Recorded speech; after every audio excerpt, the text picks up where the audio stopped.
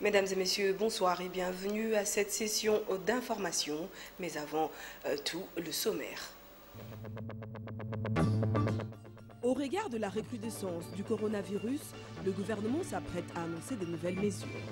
Bonne nouvelle pour les abonnés de Canal+ et Easy TV qui vont désormais bénéficier de baisses de prix de bouquets et kits complets, comprenant décodeurs, paraboles et un mois d'abonnement. Ceci s'inscrit dans une nouvelle promotion dénommée Noël Ensemble.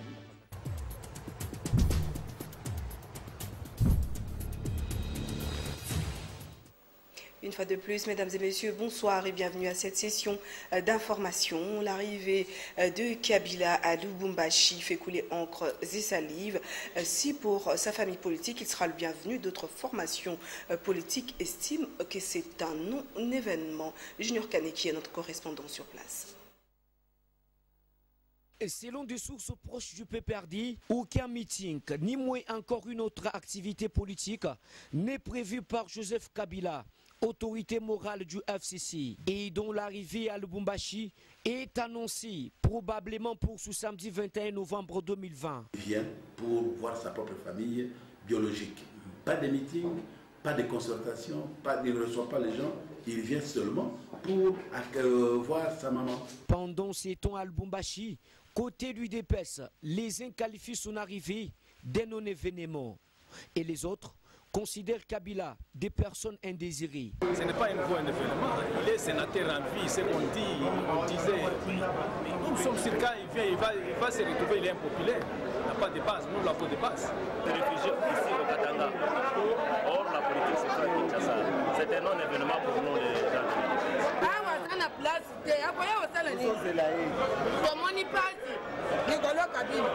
Et puis le samedi dernier, lors de son meeting, Gabriel Kongwa-Koumanza avait déclaré que Kabila ne serait pas en paix une fois à Lubumbashi. Des propos qualifiés d'incitation à la haine par la famille politique de l'ancien président.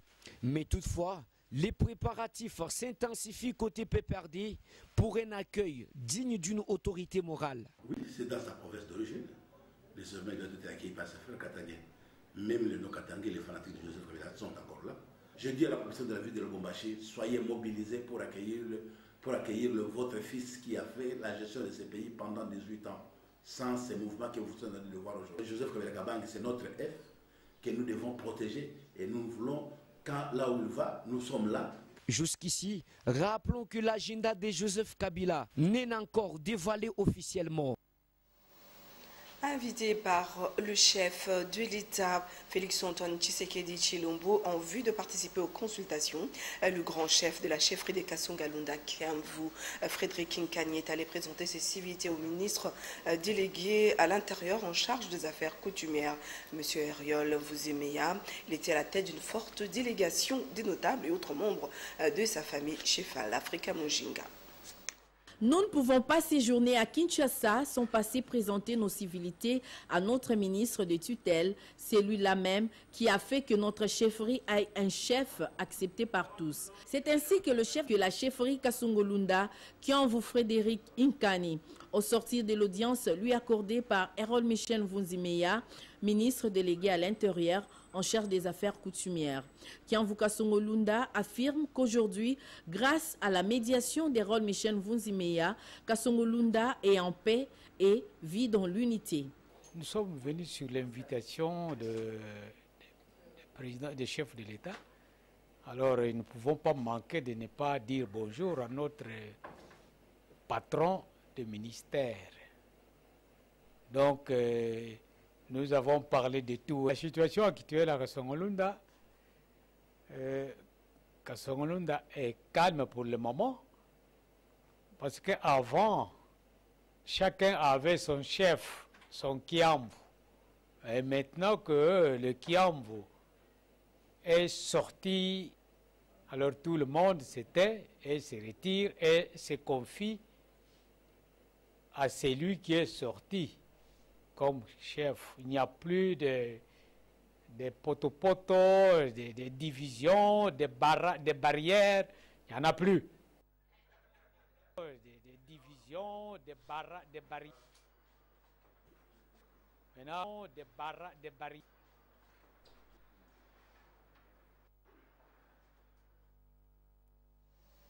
Et comme je vous le disais au sommaire, les autorités compétentes vont communiquer sur les mesures à prendre pour lutter contre la deuxième vague de la pandémie de la Covid-19 en République démocratique du Congo. Une fois de plus, il faudra veiller sur le respect de gestes barrières, dont le port obligatoire des masques. Sylvie Fortuné-Moula. Par le comité multisectoriel de lutte contre la Covid-19 prouve à suffisance que la deuxième vague de la pandémie a refait surface en République démocratique du Congo. Jeudi 19 novembre 2020, le pays a enregistré 121 nouveaux cas. Le mercredi 18 novembre, 99 nouveaux cas ont été enregistrés. Pourtant, au mois d'octobre et de septembre, le cas de Covid enregistré avait sensiblement baissé. Mais hélas, ces nouveaux chiffres ne doivent pas faire peur, plutôt nous emmener à la prévention dans le respect des mesures barrières instruites par l'Organisation mondiale de la santé OMS et les autorités compétentes. Il faut rappeler le port obligatoire de masques, le lavage régulier de mains avec le savon ou un gel hydroalcoolique, respecter la distanciation sociale, éternuer au coude, éviter de se saluer à la main. La deuxième vague de la pandémie était sévère en Europe avec pour conséquence les reconfinements de plusieurs villes, d'où le contrôle systématique dont les frontières nationales doivent s'accentuer. En tout cas, les autorités doivent communiquer sur de nouvelles mesures à prendre pour éviter la propagation de la pandémie en RDC. Cette maladie n'a pas dit son dernier mot. Alors, gardons nos mains propres, dans un environnement propre, avec un nez et une bouche protégée, tout en respectant la distance de 1 mètre. Dans un autre registre, le 20 novembre marque le jour de l'adoption de l'Assemblée des Nations Unies de la Déclaration de droits de l'enfant. 3 décennies après son adoption par l'ONU, la situation des enfants n'a vraiment pas changé en République démocratique du Congo. Plusieurs n'ont pas accès à l'école, les autres sont exploités dans les carrés miniers et autres. Esther Badibiabia. Chaque enfant la santé. Pour chaque enfant des droits. Pour chaque enfant une enfance. Pour chaque enfant un avenir.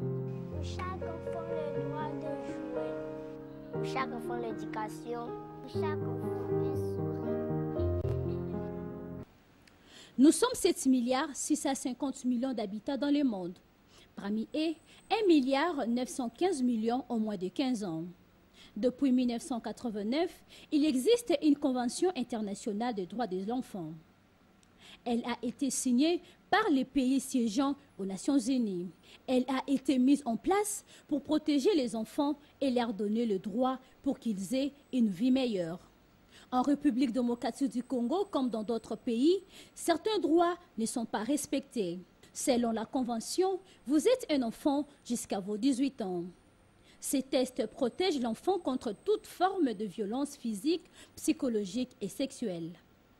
La Convention interdit l'exploitation économique des enfants, qu'ils soient emprisonnés ou utilisés comme soldats. Bien entendu, dans la réalité, de nombreux enfants ne bénéficient pas de ce droit.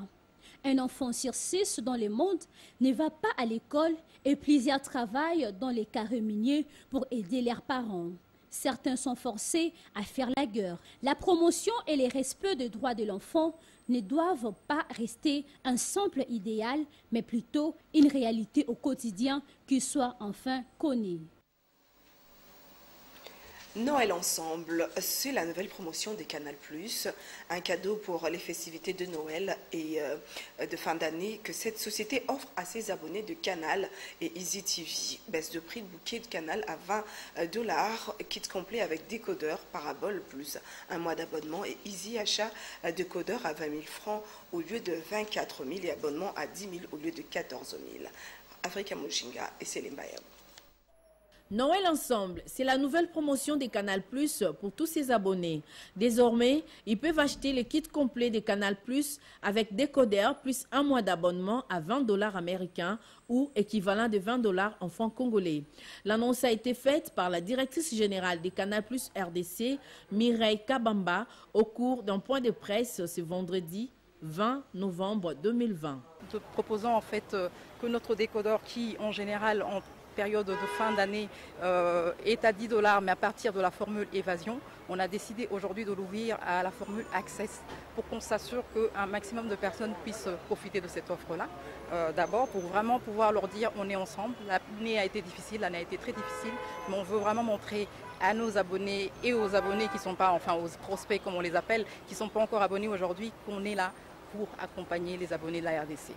Année 2020 étant une année particulière avec la présence de la pandémie de la Covid-19 qui a créé une crise économique mondiale, Canal+ a voulu revoir sa façon d'aborder sa programmation et ses offres. Noël Ensemble, pourquoi? Parce que cette année-ci a été une année particulière. Cette année-ci, il y a eu beaucoup de choses en fait, qui ont changé un petit peu notre façon de voir le monde.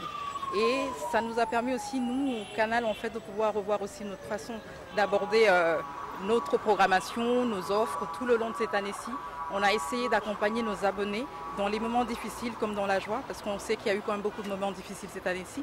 On a voulu faire quelque chose de différent, d'exceptionnel pour pouvoir toucher un peu tout le monde en fait et faire en sorte que les personnes qui n'étaient pas encore ou qui pensaient que Canal était toujours une offre trop chère pour elles, qu'elles puissent aujourd'hui se dire qu'elles peuvent être des abonnés Canal. Outre Canal+, le numéro 1 des Canal+ RDC a martelé également pour les abonnés Easy TV. Depuis aujourd'hui, en fait, on a décidé aussi de permettre à ces abonnés de pouvoir bénéficier des offres sur Easy TV. Donc pour le recrutement, on passe de 24 500 à 20 000 et pour le réabonnement, on passe donc de 14 000 francs à 10 000 à partir d'aujourd'hui. Profitez d'un prix incroyable avec toutes les formules, c'est du jamais vu. En société, le rond-point Victoire dans la commune de Kalamou devient de plus en plus impraticable à cause des eaux de pluie qui traînent par manque d'entretien des caniveaux. Les usagers de cette route sollicitent l'implication de l'autorité de la ville. Taurine Bongo et Jenny Tambwe. Les ronds-points Victoire, miroir de la capitale Kinshasa et la voie de sortie et d'entrée de plusieurs communes, se détériorent de plus en plus et devient impraticable. Après les pluies qui se sont abattues en mode non-stop sur Kinshasa, les véhiculés et les piétons peinent à circuler normalement. Les eaux stagnent dans les caniveaux bouchés par manque d'entretien.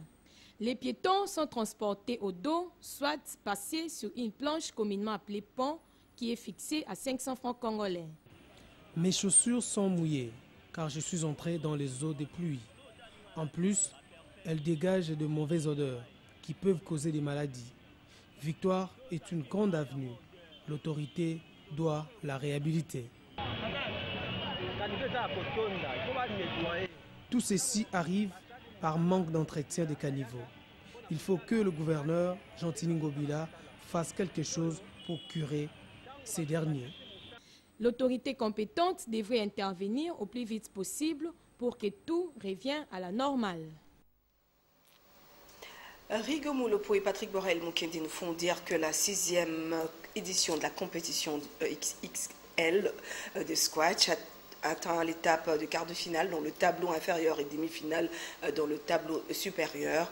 Les athlètes de squash ont tous un objectif, c'est celui de soulever le 6e trophée. Suivez. Débuté le lundi 9 novembre au cercle de Kinshasa de la Gombe avec 32 athlètes, la 6e édition du tournoi XXL de squash est arrivée à l'étape des éliminations directes dans les 2 tableaux supérieurs et inférieurs.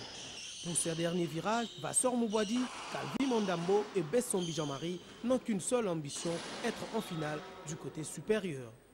Pour sa première compétition en squash, la championne du tennis, Nancy Onia, qui apprend, compte aller jusqu'au bout dans les tableaux inférieurs. Pour elle, cette discipline de la balle en caoutchouc demande un effort physique.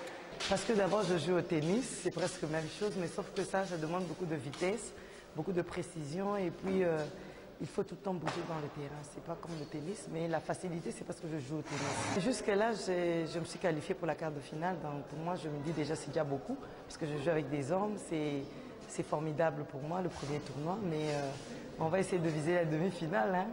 Même les jeunes enfants ont les goûts d'apprendre ces sports. Avec mon coach Calvi, il m'apprenait. Mon père a dit, viens jouer le coach avec Calvi. Après, il m'a appris, c'est là, je pense savoir ça. Le président de la Fédération congolaise de squash, Simon Yoka, a confirmé que le final se joueront les dimanches 22 novembre au cercle de Kinshasa de la Gombe. Mesdames et messieurs, à présent, place à l'actualité africaine avec nos confrères de la Voix de l'Amérique.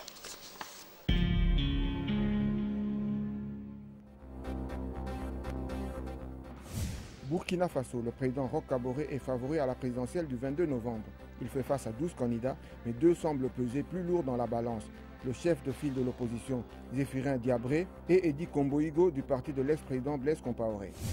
En Ouganda, Bobi Wine, principal adversaire du président Yoweri Museveni à la présidentielle du 14 janvier, inculpé vendredi pour non-respect des règles sur le Covid-19, a été relâché selon les services judiciaires. Son arrestation a déclenché des violences qui ont fait 37 morts depuis mercredi. Le gouvernement guinéen a accusé Amnesty International et Human Rights Watch de dénoncer systématiquement les seuls gouvernements après de nouvelles critiques contre les agissements du pouvoir et des forces de sécurité autour de la présidentielle du 18 octobre. Des roquettes tirées par les forces du Tigré qui affrontent l'armée fédérale éthiopienne ont à nouveau visé la région voisine d'Amara, quelques heures après que le gouvernement central a affirmé que ses troupes se rapprochaient de Mekele, capitale de la région dissidente. À l'international, une grande partie de l'Amérique centrale est frappée par l'ouragan Iota, causant ainsi d'énormes dégâts et plusieurs morts. Vivez donc ce reportage de nos confrères de France 24. De l'eau à perte de vue. Plus les heures passent et plus les chances de retrouver des survivants s'amenuisent. Cet hélicoptère de l'armée est le moyen le plus rapide pour porter secours aux sinistrés. No tuvimos que subir a ese palo para dormir ahí hasta hoy que nos vinieron a rescatar en hélicoptère. Iota est désormais une tempête, mais il y a encore 2 jours, c'était un ouragan puissant qui a tout dévasté sur son passage. Ici, dans les montagnes du Nicaragua, elle a provoqué des coulées de boue, piégeant plusieurs personnes qui tentaient de se mettre à l'abri. Familiares míos, todos. Y los que no han encontrado es a Flor y a Heiser. Mis familiares son 7 y Fanor, que era el marido de ella. La tempête a aussi ravagé les îles colombiennes. Cet homme de 32 ans a tout perdu. A las 9 de la mañana prácticamente que se formó la cosa horrible, horrible. Que el agua se metía hasta aquí al patio, incluso el muro aquel se me cayó encima. Ces images datent de lundi. L'ouragan avait alors provoqué une énorme vague qui a déferlé sur sa maison. Dans cette ville du Honduras, ils sont des centaines à avoir perdu leur toit. Désormais, c'est dans des refuges qu'ils s'entassent. Les autorités redoutent une recrudescence de l'épidémie de Covid-19.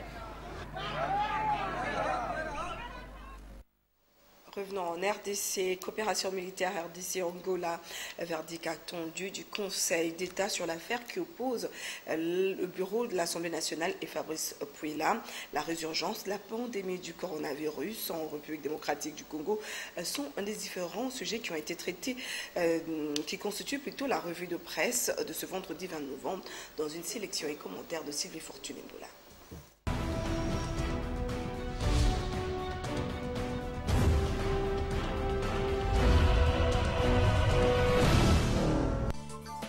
Bienvenue à cette revue de presse.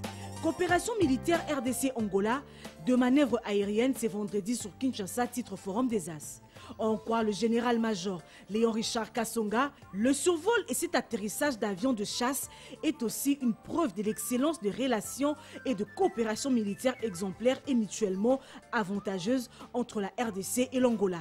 Je cite, « Ça sera aussi une manière de célébrer et de magnifier l'entente parfaite entre les 2 forces aériennes sœurs », précise le porte-parole de FARDC, avant d'ajouter que ces festivals aériens s'inscrivent dans le cadre de l'engagement de 2 parties à coopérer et à s'assister en toutes circonstances. Le porte-parole de FARDC fait remarquer que la professionnalisation des FARDC a pris corps à travers la formation des militaires dans les structures de formation, la création de 3 zones de défense, la revitalisation de la force terrestre, navale et de la force aérienne, sans oublier les régions militaires. Assemblée nationale, Pouela appelé à revoir ses notes, renseigne la prospérité.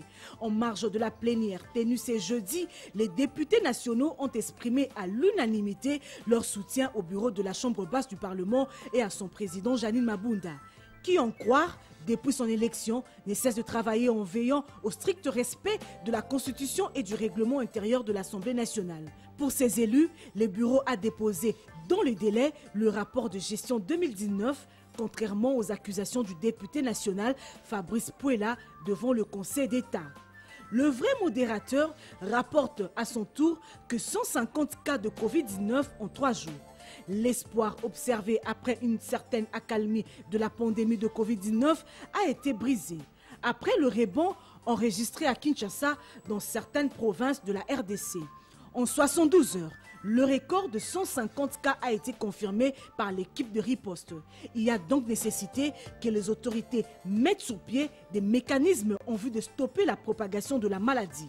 Le gouvernement congolais a prévu d'annoncer une série de mesures drastiques afin de renforcer la prévention et limiter les nouvelles contaminations.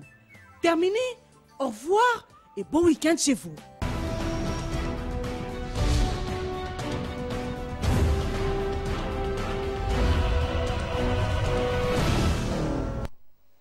Oui, ce journal est également terminé, mais avant de rejoindre les au revoir de Sylvie Fortuné, je vous invite à suivre le rappel de titre.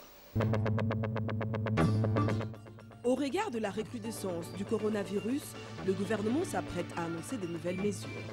Bonne nouvelle pour les abonnés de Canal+ et Easy TV qui vont désormais bénéficier de baisses de prix de bouquets et kits complets, comprenant décodeurs, paraboles et un mois d'abonnement. Ceci s'inscrit dans une nouvelle promotion dénommée Noël Ensemble.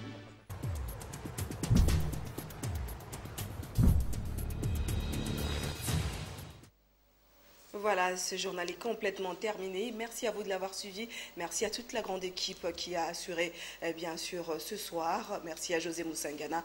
Bon début de week-end chez vous.